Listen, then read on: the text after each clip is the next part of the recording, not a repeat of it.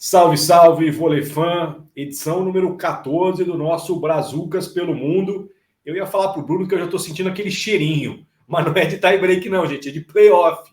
Tá tudo chegando à reta final, temporada regular terminando nos principais campeonatos do planeta e teremos muitos Brazucas avançando, né, seu Bruno? Tudo bem? Tudo bem, Daniel? Como sempre, é um prazer estar contigo, com os nossos amigos e amigas. No episódio anterior já foi um pouquinho assim, e nesse, então, nem se fala. E, ó, eu tô muito feliz porque os Brazucas mandaram bem, viu? Pelo menos aqui da minha parte, né? Eu sei que da sua aí a gente vai ficar bem preocupado, mas da minha parte aqui, olha, gostei muito das notícias aqui que eu pude pesquisar e tenho certeza que vai ser um episódio bem interessante do Brazucas. Vamos nessa, meu amigo. Eu acho que como você tem mais, você tem o direito de começar, hein? Tá bom, então. Então eu vou começar, na verdade, aí pertinho de você, tá, Daniel? Na Liga Argentina, clássico. Aliás, também vai ser uma tendência aqui do meu lado. Vários clássicos acontecendo. O Ciudad Vóley encarou o PCN e o destaque foi o Rodrigo Teles, né? O oposto alemão. Ele foi o maior pontuador desse confronto, 22 acertos, 3 deles no bloqueio, um aproveitamento de 56% no ataque. O alemão tirou onda nesse compromisso importante, afinal, o Ciudad Vóley é o líder agora do campeonato argentino, campanha com 16 vitórias e 2 derrotas, o PCN quarto colocado com 13 vitórias e 5 derrotas, então parabéns aí ao Rodrigo Teles, o nosso alemão, pela performance, equipe dele que encarou uma maratona, viu, Daniel? Jogou domingo, jogou segunda, jogou na sexta e o Rodrigo Teles sempre sendo importante aí para o bom desempenho, então, do líder do campeonato argentino, Daniel. Eu vou voar para a Itália, então, Bruno. E o seu motivo de preocupação, eu acho que o seu spoiler anterior vai ser Ele dado aqui, procede, né? porque na Itália, faltando só uma rodada para terminar a fase regular do campeonato masculino, a coisa para o seu Vibo Valentia se complicou bastante. Mas eu vou começar por quem ganhou, Bruno. O Taranto conquistou no fim de semana uma grande vitória sobre o Modena, 4 colocado, 3-7-1. 15 pontos do ponteiro brasileiro João Rafael, 13 no ataque, com 57% de aproveitamento e 2 no bloqueio. No passe, o camisa 7 terminou com 69% de positividade. Não à toa, um dos melhores passadores do italiano. O resultado livrou o time do rebaixamento. E não apenas isso, colocou na briga pela vaga no playoff com o Cisterna. Última rodada, os dois times separados por um pontinho. Vai ser uma briga boa aí pela 8ª colocação. Já do lado do Vibo Valente, a complicação total. O time do Maurício Borges, do Flávio, perdeu de virada para o Padova, 3-1. Era simplesmente a final do campeonato, Bruno. Ganhasse, estaria fora da briga pelo rebaixamento e teria ainda uma chance de classificação para o playoff. O Padova era o penúltimo colocado, o Vibo era o antepenúltimo. E com esse resultado, a coisa mudou. O Vibo entrou na zona do rebaixamento, é o 12º com 22 pontos, 2 atrás do Padova e 2 atrás do Verona do Rafa. Então, assim, última rodada, não tem muito o que pensar para o Vibo. É vencer, torcer por derrota dos dois. Quer dizer, a situação complicou demais nesse jogo do fim de semana. Um dos destaques, mais uma vez, foi o Flávio. 14 pontos, 69% de aproveitamento no ataque, 4 bloqueios. Estranhamente, o Maurício Borges ficou no banco, foi titular no campeonato quase todo. Entrou em todos os sets, mas a situação complicou demais, Bruno. A gente tinha uma baita expectativa por esse time, né? Ainda quando tinha lá Douglas Souza lá atrás e mais uma dupla brasileira de selecionáveis. A temporada vai se encaminhando por um amargo rebaixamento na Itália, meu amigo. E olha que ainda considerei comprar o uniforme desse time, ainda bem que eu segurei aqui a onda e o escorpião no bolso, Daniel.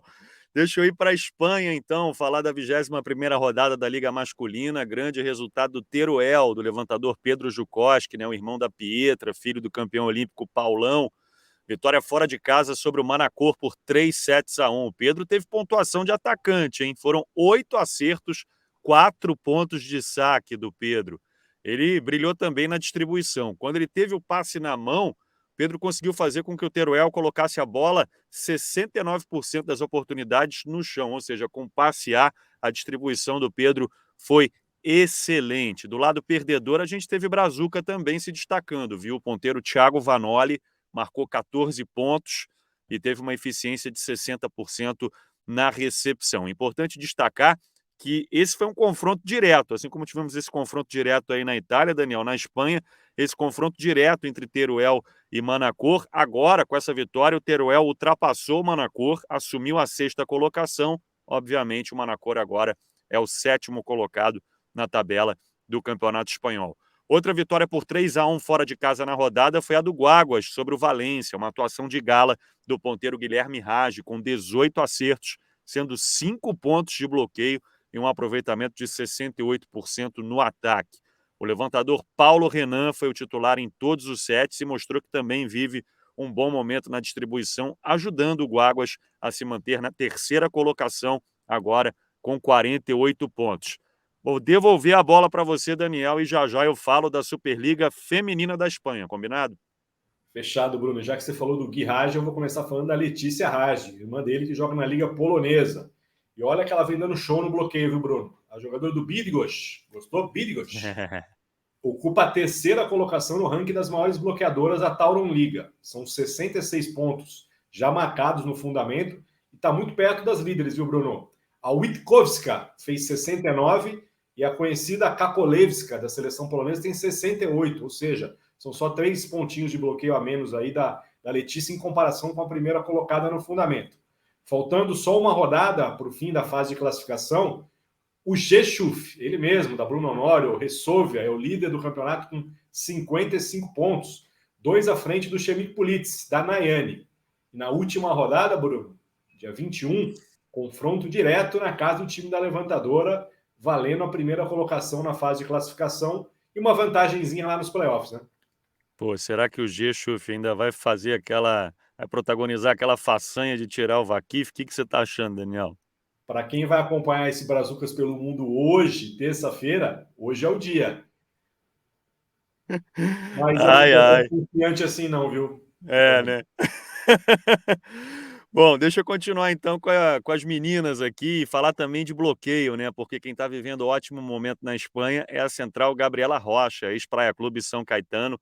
O Las Palmas Gran Canária, time da brasileira, venceu fora de casa o San Cugat por 3-1 pela 21ª rodada. A Gabi Rocha foi titular em todos os sets, fez 4 pontos de bloqueio, mantendo a média dela na competição, que é exatamente essa, de 1 bloqueio por set, né? Ela lidera, inclusive, essa estatística de pontos de bloqueio por set no time do Gran Canária. Gran Canária, que inclusive é o líder do Campeonato Espanhol, 51 pontos. Essa vitória foi muito importante porque o vice-líder, o La Laguna, tem 49. Você já falou do La Laguna aqui em outros episódios do Brazuca, né, Daniel? Tá em final de torneio europeu, amigo. Exatamente, contra o Scandite, né? Eu vou dar uma passada aqui pela França agora, Bruno. Lá quem está conseguindo se recuperar no campeonato masculino é o Poitiers. Nesse fim de semana, o time do Carizio e do Chizoba venceu o Cambrai por 3-1, ganhando justamente a posição do rival na classificação. O oposto Chizoba foi o grande nome do confronto, 25 pontos marcados.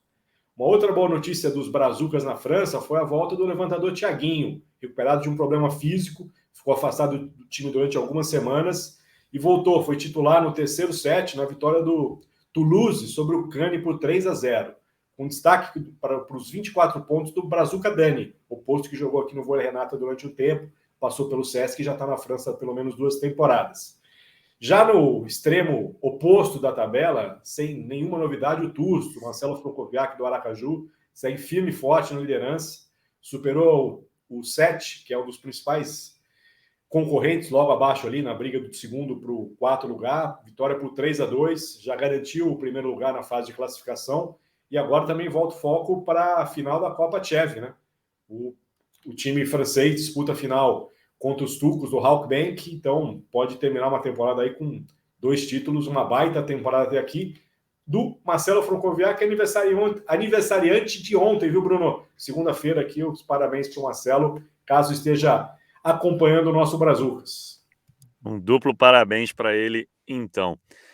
Vou dar uma passadinha agora na República Tcheca, Daniel, e quando a gente vai para lá, é para falar do Lucas Madalóis, né? Mais uma grande atuação dele com a camisa do Pribram, uma vitória por 3-0 diante do Kladno, última rodada da fase de classificação, né? O Madalois marcou 14 pontos, um deles de bloqueio, outro no saque, teve um aproveitamento de 52% no ataque. E aí o Pribram fecha essa primeira fase num excelente terceiro lugar. Campanha de 15 vitórias e 7 derrotas, 46 pontos. E aí no playoff, o time do Madalois vai enfrentar o sexto colocado, o Odolena Voda. A primeira partida da série acontece no dia 26 de março, Daniel.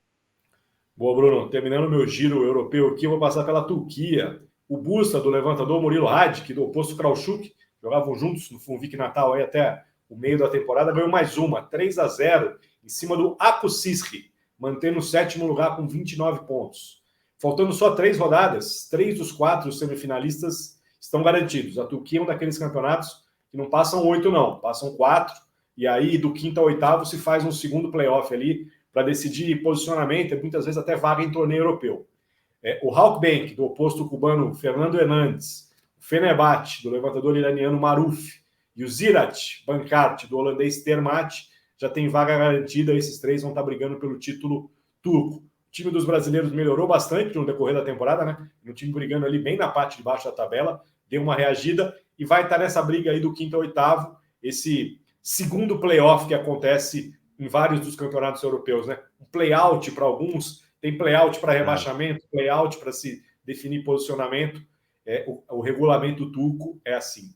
A bola é sua, até conversava, né, Daniel, sobre essa questão, né, de playoff dos vencedores, playoff dos perdedores, mas diga lá. A palavra é sua, siga. Fechou seu giro turco? O meu giro turco terminou aqui. Bom, então vou para a Grécia. Panathinaikos venceu o Kifisias por 3-0, terceira rodada da segunda fase. O central Lucas Rangel, mais uma vez, foi destaque do time vencedor, 9 pontos, 3 de bloqueio, 1 de saque. E aí o Panathinaikos está ao lado do Olympiacos, na liderança dessa segunda fase do Campeonato Grego, de maneira invicta, 3 vitórias em 3 jogos. Eu posso emendar, então, e fechar minha parte também, Daniel, ou você tem mais algum lugar aí para visitar? Você manda. E aí não pode faltar, claro, a Liga Portuguesa, né? Com muita coisa rolando também. A última rodada da segunda fase e aí a definição dos 4 primeiros, que agora vão disputar o que eles chamam aqui de divisão elite. E aí o Benfica ficou com a primeira colocação, venceu o clássico contra o Sporting por 3-1 jogando fora de casa. Quem arrebentou pelo lado dos encarnados foi o ponteiro Rafa, 16 acertos, sendo 5 pontos de bloqueio, um aproveitamento de 61% no ataque. O Japa, o outro ponteiro titular, também teve boa atuação, 12 pontos, uma eficiência de 55% na recepção. Segunda colocação fica com o Fonte Bastardo, que venceu a Associação Acadêmica de Espinho por 3-0.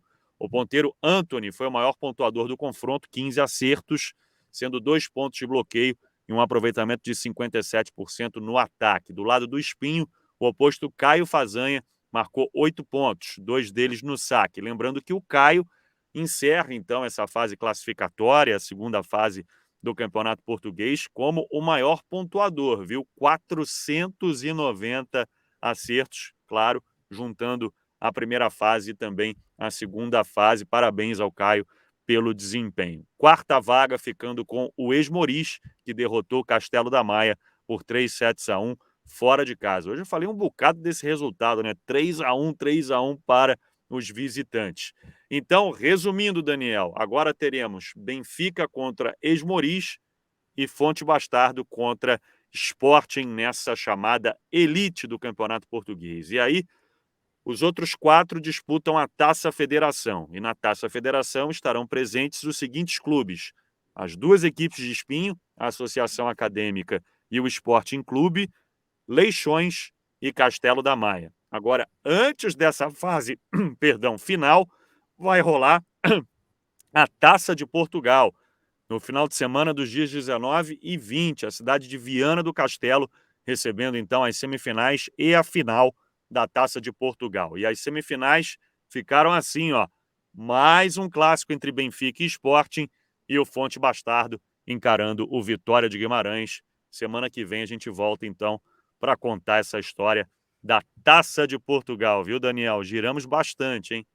Falamos bastante, e para todo mundo que depois vem perguntar, pô, vocês não falaram disso, vocês não falaram aquilo, webvôlei.com.br. Você vai poder ver lá renovação de Marcelo Mendes com a seleção argentina. Marcelo Mendes que não continua no Resovia na próxima temporada.